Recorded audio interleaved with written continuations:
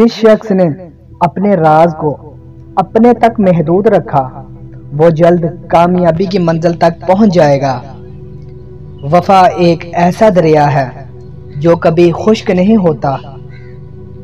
جس شخص نے اپنے راز کو اپنے اندر تک محدود رکھا وہ جلد کامیابی کی منزل تک پہنچ جائے گا۔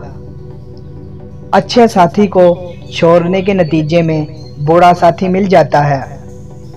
پہلی رات میں نے سیکھا اللہ کا عاشق کیسے بنا جائے۔ اس دنیا میں رہنا اور کہنا اس دنیا میں میرا کچھ بھی نہیں۔ جو درد تم محسوس کرتے ہو وہ پیغامات ہیں، انہیں غور سے سنو۔ تمہاری اصل ہستی تمہاری سوچ ہے، باقی صرف ہڈیاں اور گوشت ہیں۔ تم جتنا زیادہ خاموش رہو گے اتنا زیادہ سننے کے قابل ہوگے۔ تمہاری پریشانیاں تمہاری بے ادبی اور ناشکری سے جڑی ہوئی ہیں۔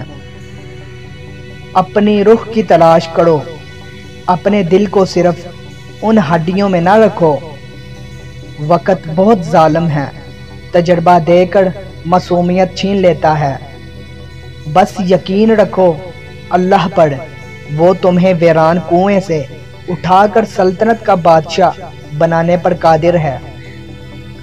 اختلاف کے باوجود احترام پیش آنا کمزوری نہیں بہترین تربیت کی دلیل ہے۔ موت تلخ حقیقت ہے، اسے میٹھی حقیقت بنانے میں مصروف رہو۔ انسان کا دل اور نظر قابو میں نہ ہو تو وہ وسوسے پیدا ہوتے ہیں۔ اللہ کے خزانوں میں سب سے زیادہ قیمتی شدہ راہ ہدایت ہے۔ کے لیے رہنا بڑی صحبت میں رہنے سے بہتر ہے۔